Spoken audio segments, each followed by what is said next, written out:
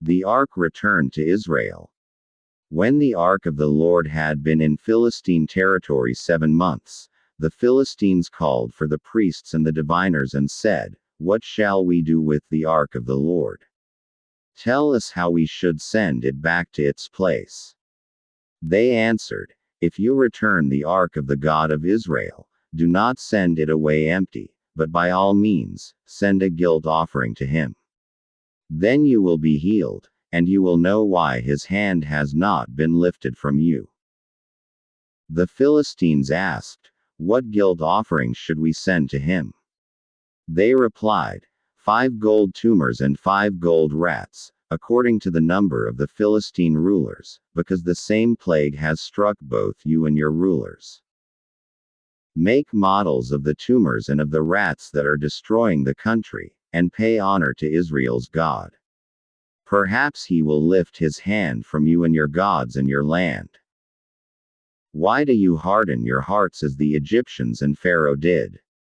When he treated them harshly, did they not send the Israelites out so they could go on their way? Now then, get a new cart ready, with 2 cows that have calved and have never been yoked. Hitch the cows to the cart, but take their calves away and pen them up.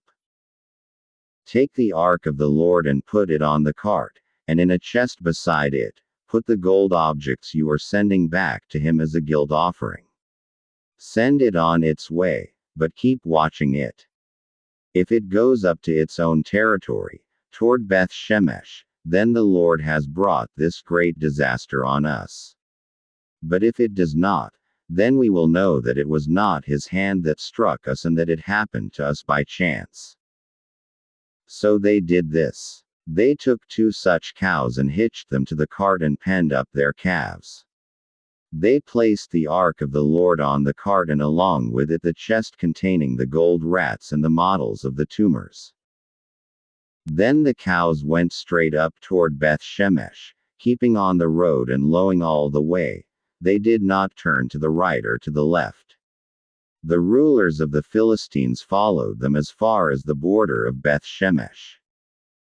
Now, the people of Beth Shemesh were harvesting their wheat in the valley, and when they looked up and saw the ark, they rejoiced at the sight. The cart came to the field of Joshua of Beth Shemesh, and there it stopped beside a large rock. The people chopped up the wood of the cart and sacrificed the cows as a burnt offering to the Lord. The Levites took down the ark of the Lord, together with the chest containing the gold objects, and placed them on the large rock. On that day, the people of Beth Shemesh offered burnt offerings and made sacrifices to the Lord. The 5 rulers of the Philistines saw all this and then returned that same day to Ekron. These are the gold tumors the Philistines sent as a guilt offering to the Lord, 1 each for Ashdod, Gaza, Ashkelon, Gath, and Ekron. And the number of the gold rats was according to the number of Philistine towns belonging to the 5 rulers, the fortified towns with their country villages. The large rock, on which they set the ark of the Lord, is a witness to this day in the field of Joshua of Beth Shemesh.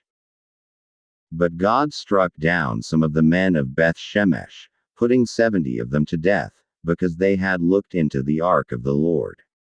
The people mourned because of the heavy blow the Lord had dealt them, and the men of Beth Shemesh asked, "Who can stand in the presence of the Lord, this holy God? To whom will the ark go up from here?" Then they sent messengers to the people of Kiriath Jearim, saying, "The Philistines have returned the ark of the Lord.